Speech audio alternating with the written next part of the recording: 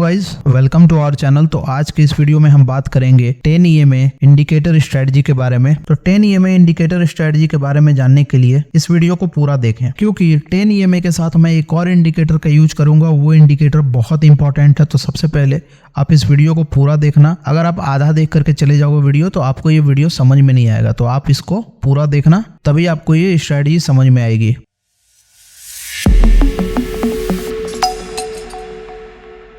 तो आपको क्या करना है, सबसे पहले ये चार्ट आप देख रहे हो यहाँ पे, ये 3 मिनट्स का चार्ट है। यहाँ पे आपको टाइम फ्रेम जो यूज करना है वो 3 मिनट्स भी कर सकते हो, आप 5 मिनट्स कर सकते हो। बट इस स्ट्रेटजी के साथ मैं 3 मिनट्स टाइम फ्रेम यूज करता हूँ। तो सबसे पहले आपको एक चार्ट खोल लेना है जिसपे आप ट्रेड करते हो, जैसे निफ्टी, बैंक निफ्टी, किसी पे भी करते हो। तो उसके बाद आपको क्या करना है, आपको 3 मिनट्स टाइम फ्रेम चूज कर लेना है। उसके बाद आपको आना है इंडिकेटर सेक्शन में, और यहाँ पे पहला इंडिकेटर ऐड करना है EMA। तो आप यहाँ पे देखोगे EMA मूविंग एवरेज एक्सपोनेंशियल, इसको आपको सेलेक्ट कर लेना है। आप जैसे इसको सेलेक्ट करोगे चार्ट पर 9 EMA आ जाएगा। इसको क्या करना है, सेटिंग में जाना है आपको। यहाँ पे इनपुट में आपको इसका लेंथ 10 कर देना है। लेंथ जो है वो 10 हो गया। बाकी सारे जो चीज़ें हैं, जैसे सोर्स हो गया वो क्लोज होना चाहिए, ऑफसेट हो गया वो 0 होना चाहिए, मेथड SMA है, लेंथ 5 होना चाहिए, और ये टाइम फ्रेम जो है वो चार्ट के अकॉर्डिंग होना चाहिए।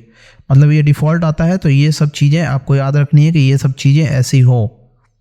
यहाँ पर बस आपको लेंथ में 10 कर लेना। स्टाइल में आप यहाँ पे क्या कर सकते हो कि EMA का जो थिकनेस है लाइन का वो थोड़ा बढ़ा दो, और यहाँ पे कलर इसको जो चूज करना चाहो आप, जैसे मैं वाइट रखता हूँ तो वाइट ही रखूँगा यहाँ पे। और बाकी सब चीज़ें, स्मूथिंग लाइन ये ऑन मत करना, ये ऑन करोगे तो एक और EMA आ जाएगा, फिर ये आपको कंफ्यूज करेगा। तो आपको स्मूथिंग लाइन ऑफ ही रखना है। उसके बाद आप ओके कर दो इसको। अब जो ये 10 EMA है वो यहाँ पे चार्ट पे लग चुका है। अब बहुत सारे लोग क्या करते हैं, जैसे ही EMA को यहाँ पे तोड़ता है यहाँ पे सेल कर देते हैं, जैसे ही EMA को यहाँ तोड़ता है यहाँ पर बाई कर देते हैं। कहीं भी यहाँ पर सेल कर दिया, यहाँ पे बाई कर दिया। बट आपको केवल सिंगल EMA यूज नहीं करना है। केवल आप सिंगल EMA जो है वो इंडिकेटर यूज करोगे तो बहुत सारे फॉल्स सिग्नल्स भी आते हैं। तो आपको क्या करना है, इसके साथ एक और इंडिकेटर यूज करना है जिसे हम बोलते हैं एल्डर इम्पल्स सिस्टम। ठीक है, तो आपको इंडिकेटर सेक्शन में आकर के यहाँ पे सर्च करना है एल्डर। जैसे ही आप एल्डर सर्च करोगे आपका यहाँ पे सेकंड नंबर पे आ जाएगा एल्डर इम्पल्स सिस्टम। यहाँ देखो, इसको 2714 ये जो नंबर है इसी का नंबर को सेलेक्ट करना आप। ये आप जैसे ही सेलेक्ट करोगे, जैसे ही डालोगे इस इंडिकेटर को चार्ट पे, क्या होगा, ये जो बार्स हैं ये आपको अलग अलग कलर के दिखने लगेंगे। जैसे ब्लू कलर्स हो जाएंगे, कुछ हो जाएंगे रेड कलर्स के, कुछ हो जाएंगे ग्रीन कलर्स के। तो ये ऐसे दिखेंगे आपको। तो आपका ये इंडिकेटर दोनों ऐड हो चुके हैं, 10 EMA और एल्डर इम्पल्स सिस्टम। इसका जो सेटिंग है वो आपको ऐसे ही जो डिफ़ॉल्ट है वही रखने देना है। आपको मैं इनपुट दिखा देता हूँ। इसका इनपुट है MACD फास्ट लेंथ।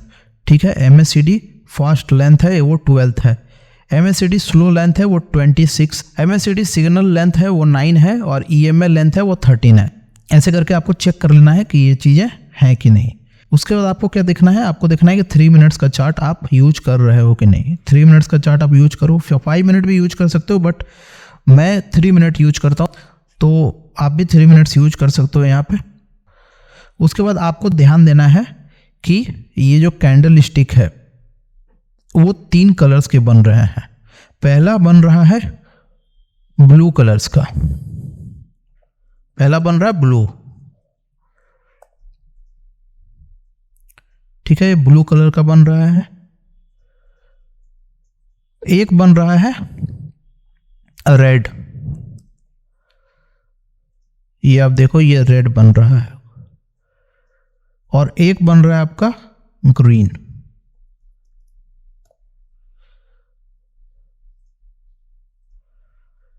ये 3 कलर के कैंडल्स बन रहे हैं। तो अब आपको मैं बताता हूं कि ब्लू कलर का मतलब क्या है, रेड कलर का मतलब क्या है, और ग्रीन कलर का मतलब क्या है। अगर ब्लू कैंडल स्टिक बन रहा है, इसका मतलब है कि मार्केट साइडवेज हो सकता है। मतलब मार्केट एक दायरे में रह सकता है, साइडवेज हो सकता है। और ये ब्लू कैंडल बनता है ना, तो इस टाइम को मुझे अवॉइड करना है, इस टाइम पे मुझे ट्रेड नहीं लेना है। रेड कैंडल बनता है, इसका मतलब है कि मैं बियरिश हूँ, और ग्रीन कैंडल बनता है मतलब बुलिश हूँ। अब मैं आपको बताता हूँ कि ये कैंडल को यूज करके और ये जो इंडिकेटर्स हैं इनको यूज करके आप ये स्ट्रेटजी पे ट्रेड कैसे ले सकते हो। बाई कब करना है आपको, सेल कब करना है। आपको ये नहीं बाई करना है कि जैसे 10 EMA के ऊपर चला गया डायरेक्ट ऐसे ले लिया, 20 EMA के ऊपर चला गया डायरेक्ट ले लिया किसी भी कैंडल पे, ऐसा नहीं करना है आपको। तो चलिए मैं बताता हूँ आपको कि बाइंग साइड आपको ट्रेड कैसे लेना है। तो सबसे पहले हमें क्या करना है, हमें देखना है कि 10 EMA के ऊपर क्लोज होना चाहिए कैंडल, और वो कैंडल क्या होना चाहिए, वो होना चाहिए ग्रीन।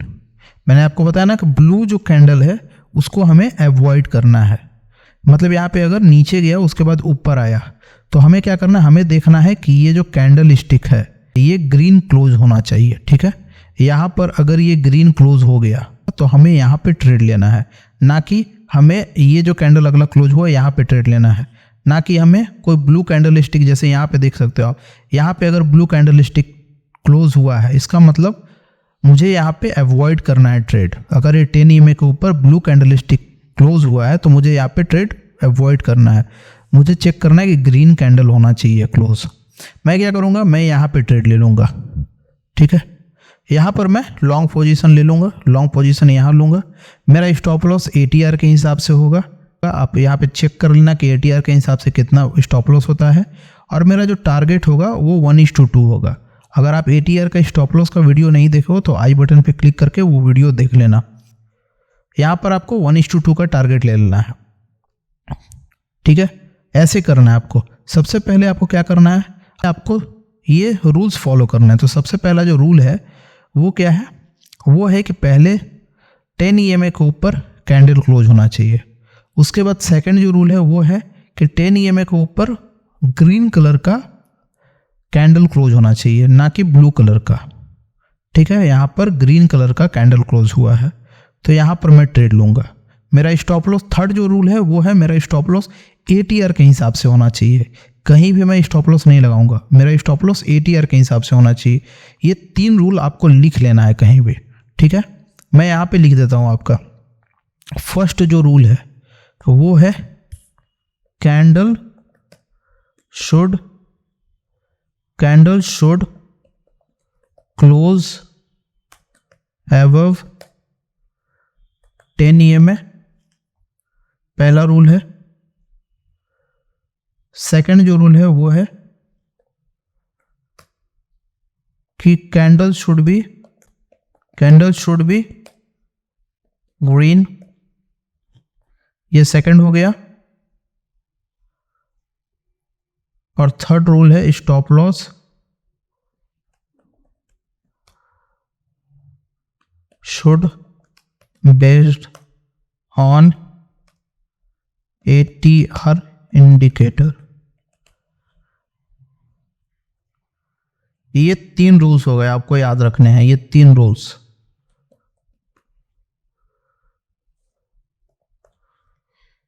ये जो 3 रूल्स हैं ये आपको याद रखने हैं। Candle should close above 10 EMA, यहाँ पर पहला कैंडल जो क्लोज हुआ 10 EMA, candle should be green. यहाँ देखो ब्लू है, यहाँ पर ग्रीन है, तो ये ग्रीन कैंडल क्लोज हुआ है। Stop loss should based on ATR indicator, ATR के हिसाब से मेरे को स्टॉप लॉस लगाना है। मेरा टारगेट 1:2 होना चाहिए, ये भी एक रूल है, ये भी एक रूल लिख लेना। टारगेट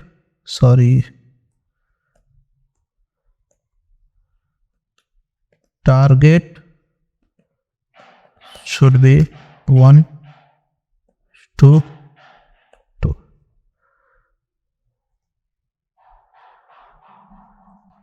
ये है मेरे 4 रूल्स बाइंग के। अगर आप बाइंग कर रहे हो तो ये 4 रूल्स आपको ध्यान रखने हैं। तो यहाँ पे आप देख सकते हो, यहाँ पे बाइंग मिला है। अगर आप 1:2 का टारगेट यहाँ अचीव करते हो, ठीक है, नहीं तो आप यहाँ भी देख सकते हो एक और ट्रेड मेरे को। अगर आपका यहाँ ट्रेड छूट जाता है तो आप क्या करोगे, फिर अगले ट्रेड का वेट करोगे, जैसे यहाँ पे। उसके बाद अगर यहाँ भी छूट जाता है तो अगले ट्रेड यहाँ पे। अगर उसके बाद भी आपका ट्रेड छूट जाता है तो यहाँ पर देखो, आपका यहाँ पे भी ट्रेड आपको मिला है, यहाँ तक ट्रेड मिला है। और उसके बाद मार्केट यहाँ साइडवेज होने के बाद देखो यहाँ पे कितना अच्छा बूम किया है। और एक और चीज़ याद रखना कि अगर आप बाइंग साइड चले गए हो, तो आपको क्या करना है, आपको वेट करना है जब तक आपका स्टॉप लॉस हिट नहीं हो जाता है। तब तक आपको वेट करना है कि आप बाइंग साइड ही रहो। अगर आपका सेलिंग साइड का कुछ देता है इंडिकेशन तो आपको सेलिंग साइड नहीं जाना है, आपको बाइंग साइड में जाना है। और उसके बाद आपको वेट करना, स्टॉप लॉस अगर हिट किया तब आप एग्जिट करोगे उस ट्रेड से। जब तक स्टॉप लॉस हिट नहीं किया तब तक आप एग्जिट नहीं करोगे उस ट्रेड से, क्योंकि बहुत बार क्या होता है स्टॉप लॉस हिट करने के बाद जाता है। जैसे यहाँ भी देखो स्टॉप लॉस हिट किया होगा, यहाँ सेलिंग दिया है, स्टॉप लॉस हिट किया होगा, उसके बाद ऊपर गया है मार्केट। तो आप अगर एंटर कर लेते हो ना, तो एंटर करने के बाद आपको स्टॉप लॉस तक वेट करना है, बीच में नहीं निकलना आपको, चाहे सेलिंग अपॉर्चुनिटी दे चाहे कुछ भी दे। तो ये भी चीज़ याद रखना है आपको। अब देखते हैं कि सेलिंग के साइड आपको ट्रेड कैसे लेना है। मैं ये डिलीट कर देता हूं। अब आप देखो यहाँ पे सेलिंग अपॉर्चुनिटी कहाँ मिला आपको, यहाँ पे मिला सबसे पहले, ठीक है। सबसे पहले आपको सेलिंग अपॉर्चुनिटी यहाँ मिला, तो आप यहाँ पे ट्रेड लोगे। तो सेलिंग में आपको क्या करना है, सेलिंग में आपको देखना है सबसे पहले कि 10 EMA के नीचे क्लोज होना चाहिए कैंडल, और वो कैंडल क्या होना चाहिए, वो कैंडल होना चाहिए रेड। यहाँ पे रूल्स लिख देता हूं मैं, कैंडल शुड क्लोज बिलो, यहाँ पे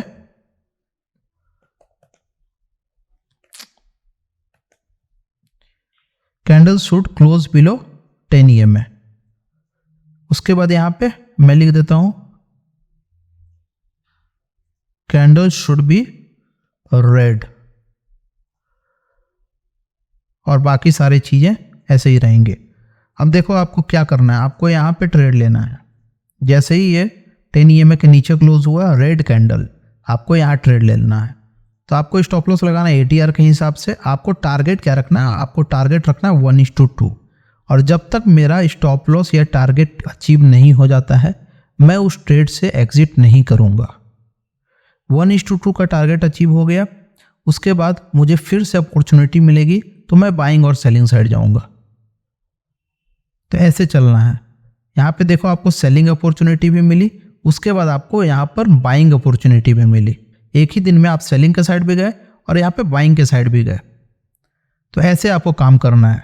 अगर आपको बाइंग साइड जाना है तो मैंने रूल्स बता दिया, सेलिंग साइड जाना है तो आपको क्या करना है, candle should be close below 10 EMA।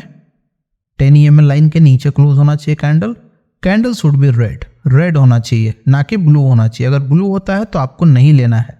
Stop loss should be based on ATR indicator, और टारगेट शुड बी 1:2।